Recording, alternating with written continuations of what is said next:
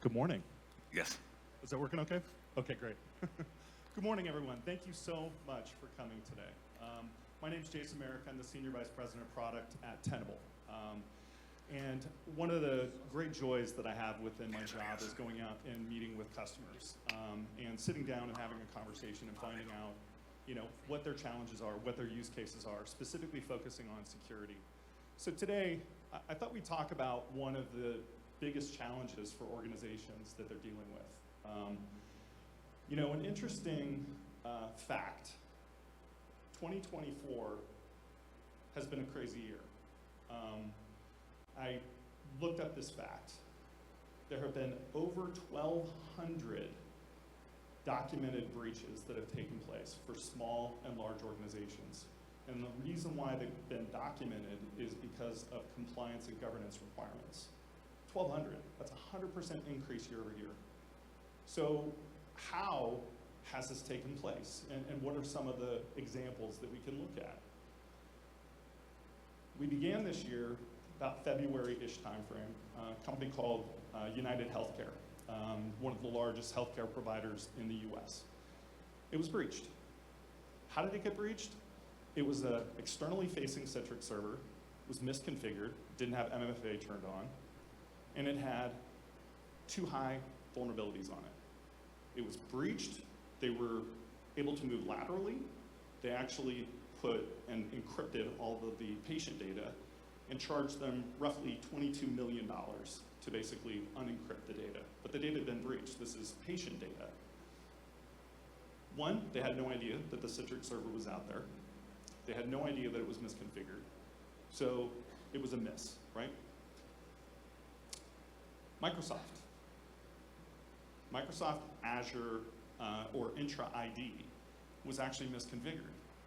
Attackers were able to go in and get into their source code for several months. We today don't even know what the potential damage is there, because when you go and you breach source code, it takes time. And when the breach happens, the breach happens. So it was a misconfigured Intra ID.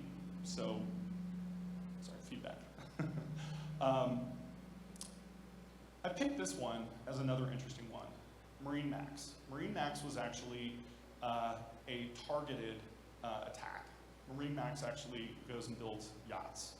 So this was an attack specifically focused on individuals that are millionaires and billionaires to go and gather data about them. Again, misconfigured system, and it was a phishing attack. It was a link that was sent to a support person. They clicked on the link, and guess what? The attackers were able to go in and move laterally, encrypt the data, and guess what? Ransomware, right? Another great example of this is MGM, so the casino in Las Vegas. Shut down the casino for a week and a half. People couldn't even get into their rooms. Why? Misconfigured system, known vulnerabilities, phishing attack, lateral movement. This year has been the most costly for enterprises in pharmaceutical, in entertainment, in retail, and pharmaceutical. And what are the things, the common trends? Really falls into 2 categories, a misconfiguration and a known vulnerability. So now that I've scared you, let's talk about, the changing role of the CISO. Because it's really been an interesting journey. If you think just a short time ago, maybe 5, 8 years ago, the role of a CISO was an 18-month journey. They only lasted 18 months. They typically reported into the CIO. And they didn't have too much of a budget. They were not viewed as a business process. Today, CISOs have more influence than ever. So they now are board-facing, and typically they're reporting into the CFO or the CEO. Why is this? Well, because those threats that are currently happening in the world impact businesses. They rob shareholder value. They create huge challenges for organization and cost real money. So you're seeing more and more CISOs actually be board-facing. So CISO is kind of having to change. They're having to be more business-minded. A lot of CISOs are very technical, but now they're having to talk CFO. They're having to talk board, which is a much more elevated conversation.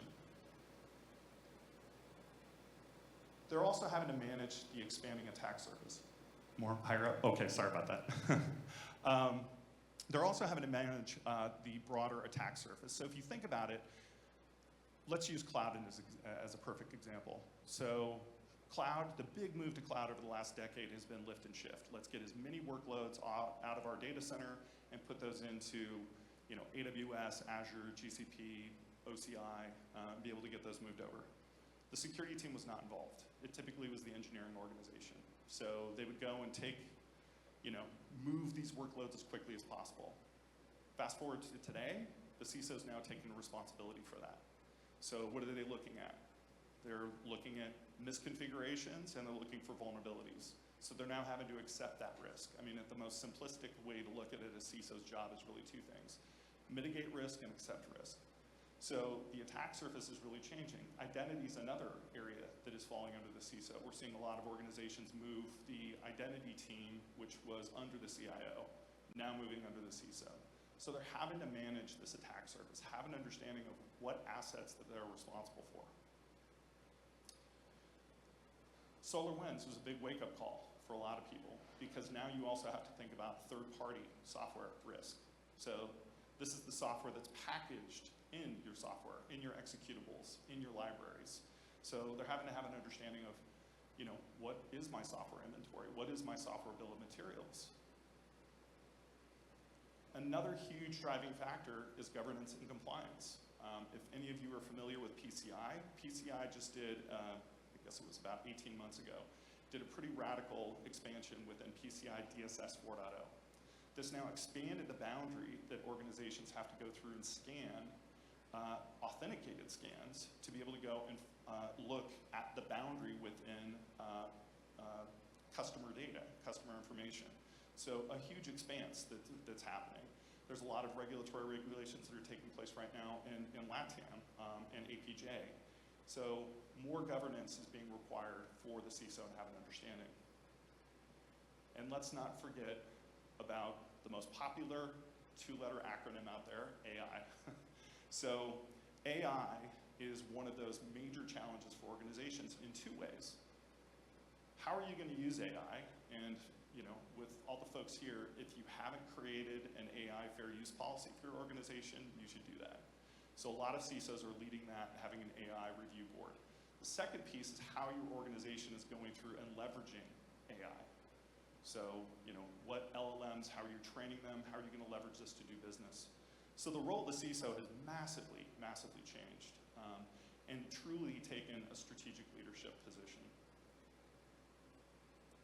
So let's talk a little bit about the attack surface. What do we mean by this? So in the industry of the world of security, we view things as assets. So there's traditional IT. Think of these as endpoints, servers, containers, workloads, the traditional IT view of the world. The challenge that you have here is you have to scan everything, because if you're not scanning everything, you're missing holes. Perfect example, United Healthcare. If they were scanning their entire environment, this would have totally been avoidable. They would have known they had a Citrix server that had 2 high vulnerabilities on it and that it was misconfigured. Simple little hygiene would have basically saved them. Identity. Identity is a massive area for an organization. Think about the complexity with an identity. You start with your human capital management system, Workday, a PeopleSoft. This is how you onboard your employees. From there, you get put into, in a lot of cases, a directory. Your authoritative source of identity, an Active Directory or intra-ID, and then from there, you get provisioned into the cloud, and that's where you leverage Okta. Oh, and let's not forget, you've got a governance tool, an authentication capability, an identity and access management tool, a single sign-on tool, multi-factor authentication, potentially tokens. So identity is a massive area. And so a lot of organizations are really going and focusing on a zero trust policy. So identity is a challenge because you've got human identities, they're ephemeral, you're adding users, removing them. But let's not forget about service accounts. Let's not forget about machines that have their own identities within your cloud workloads. So identity is a very complex thing. So you have to have the ability to understand identity as an attack surface. Cloud security. one of the fastest growing areas for the security industry is cloud security. And again, it goes back to a lot of organizations are suddenly now realizing cloud, we need to secure this. And it's now falling under the security organization. But there's a lot of components to it. There's runtime security, there's infrastructure as code, there's runtime workloads, there's CSPM, looking at the posture management, making certain that things are configured correctly. So cloud security, again, it's a new-ish area. Over the last 3 years, it's really kind of transformed. You'll hear of a term called CNAPP, which is Cloud Native Application Protection Platform. It's really a suite of products that help organizations deal with cloud security and have a strong understanding of what the potential risk is there. Then there's operational technology. So this is, manufacturing, industrial controls, healthcare, but a new area that the CISOs are also having to accept risk on is what I like to call business IoT, or building management systems. So these are card readers, elevators, escalators, HVAC systems. These things touch your IT infrastructure. So you need to have the ability to understand what those risks are. A lot of organizations air gap these systems, but guess what? They find constantly PLCs showing up within their IT environment. So again, having that understanding. Software supply chain. So this really kind of comes back to building out that software inventory, building out that software bill of materials. You need to be able to understand what software is running in your environment.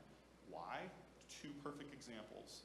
1 is when a new vulnerability comes up, what versions of software are impacted. 2, 0 day. New 0 day attack says, this version of Chrome, maybe a vulnerability management solution has not created a signature for that. How bad is it? You've got to be able to quickly go and take a look.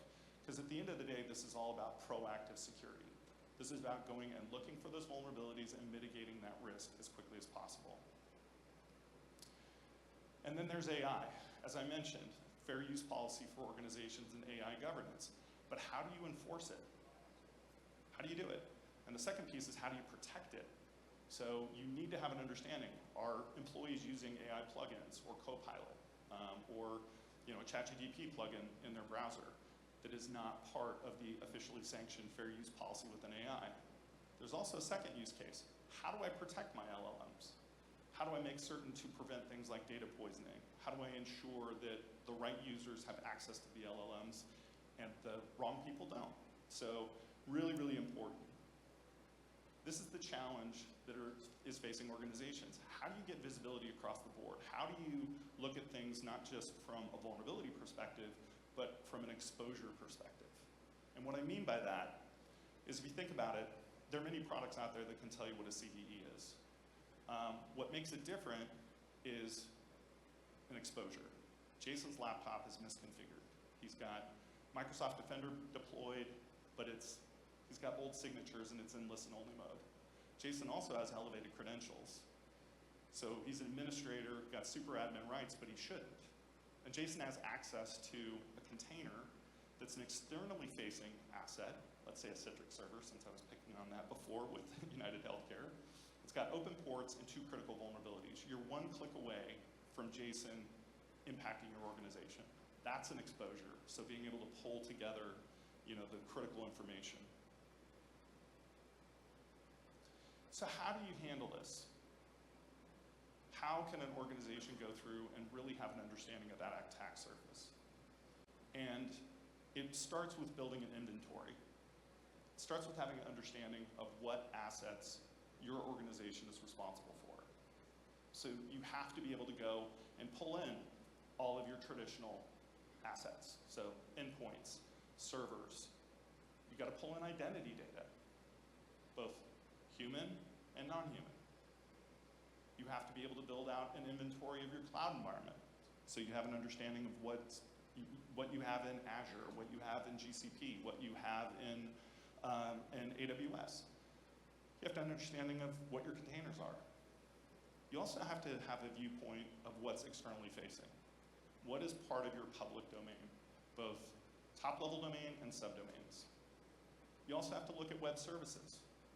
Web services are critical because you need to look at the configuration You also have to look for vulnerabilities in those web services.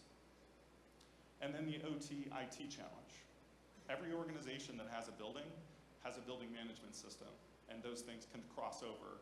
IT and OT is truly another area of risk. So you have to have an understanding of what your assets are. It's fundamental. The next critical piece really comes down to analyzing and looking for risk. So making certain that the technologies that you're using are providing accurate information. You know, low false positives, low false negatives. So accuracy really, truly matters. And this is about looking for vulnerabilities within your environment. It's also looking for misconfigurations. Very, very critical. But you also have to be intelligent. I mean, how many people in this room have ever had a manager or someone come to you and say, hey, I was just watching the news and I heard about this vulnerability. And where do you go? You go to Google and you try and build your own report. Well, we need to do better. We have to have some intelligence around it. The ability to bring in and tell you, hey, here's potential ransomware in your environment. We have to make vulnerability management simple. We have to make it easy. We have to let you know, hey, you've got 1,000 CCKEVs in your environment. You know, here's what you need to do to remediate. So helping with an understanding of the associated risk. It's critical to contextualize this information and normalize it. And then communication. Communication happens in two forms. There's a business conversation, which is a much more higher level. I like to use the example of, you know, two international things that make sense to everyone. The grading system, A through F, and the traffic signal, green, yellow, red. That's what, you know, the board level folks and the executive suite understand best. How are we trending over time? You know, what is the business potential impact? But then there's the technical conversation. In the technical conversation, why do I need to remediate this now? Because if you think about it, the security team isn't doing the remediation, usually. It's usually the operations team. And if you think about it, the operations team, what they look at in the world and what they manage to from a KPI perspective is uptime and availability. And patching breaks that. So how do you have that communication? How do you make certain these things get done? Compliance is also driving a lot of this. PCI is a great example. So making certain that your organization is compliant helps drive that prioritization and making certain that you stay compliant within your requirements and governance. And then lastly, this all drives remediation, making certain that your environment is clean, it's hygienic. And then the last part is around optimization. It is about having an understanding how effective you are. And this really is about driving accountability across the organization. How are you doing from a cloud security perspective? How are you doing from an identity perspective? How are you doing from a traditional IT perspective?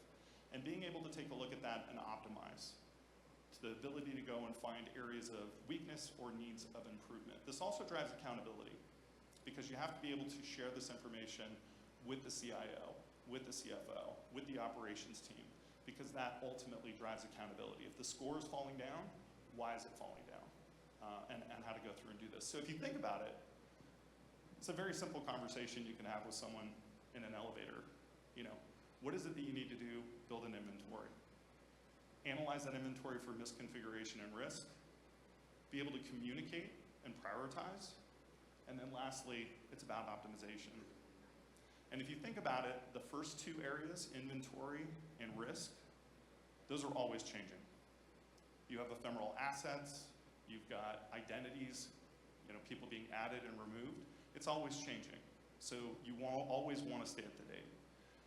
The risk part, CVEs aren't going away, and they're definitely not decreasing. You know, given the example that I gave from 2024, it's a huge impactful area. The last two is really about business processes. This is about working with your organization, working with your peer group, working with your management team to be able to have an understanding. How can we improve? How can we reduce this risk? How can we not be one of those 1,200 organizations that have to go public and cost the organization real money? So as I wrap this up, this is really truly a call to action. And it starts with full visibility. A lot of organizations cut corners when they go through and do this. They say, you know what, these are really my critical assets, or, you know, I really am not worried about my contracting directory service, or I'm not really worried about the business IoT piece. It's really, truly about getting full visibility to have an understanding of what the potential risk is. And as part of this visibility, it's about being more intelligent about it, right? So, because it can be overwhelming. We scanned our environment. We have 100,000 vulnerabilities, and I've got 2 people. What are we supposed to do? Well, as an industry, we can do better and provide better insights. This also comes into how do you do more with less? You've only got 2 people. Automation. Automation and analytics are critical. I gave the example of myself with a misconfigured laptop. We have to be able to go and leverage this information to provide better insights. This also plays into AI and how organizations can go through and leverage AI to build more intelligent security products. And this is really kind of falls into 3 areas. One is faster access to information. This asset is a Citrix server, it's misconfigured, it's got 2 critical vulnerabilities on it, and there's a cohort of users that have elevated credentials. We should prioritize that and automate a patch management solution for that. Second thing within AI that you're going to see is a lot of copilot functions, natural language search query. What are my top things that I need to focus on today? And then the third area, which is really emerging quickly, is agent, which think of it as like an autonomous bot. We just discovered an asset, it's externally facing, it's got 2 critical vulnerabilities. This should be prioritized today. And I think the other piece that you've got to keep in mind is there's an entire technical ecosystem that we have to integrate into. Folks are using ServiceNow for ticketing and their CMDB. Well, you have to be able to integrate into those security solutions. Let's talk about SIMs. You also have to be able to bring this information into your SIM. You also have to bring it into ticketing systems like Jira. You also have to integrate into business intelligence, so BI tools, so organizations can go through and leverage that. So it's really about being a component within the entire business. And my last thing is that I'd love for it all to be solved by one vendor, but you know what? This is where partners are really critical. Partners bring in expertise and knowledge to the customers to be able to solve these problems, these higher value challenges that organizations are having. So leverage your partners. They have experts in these fields and they can help you find the right vendor to be able to solve those problems. So that is it. I want to thank you again for the time. I hope you found it informative, and I really appreciate this morning. Thank you.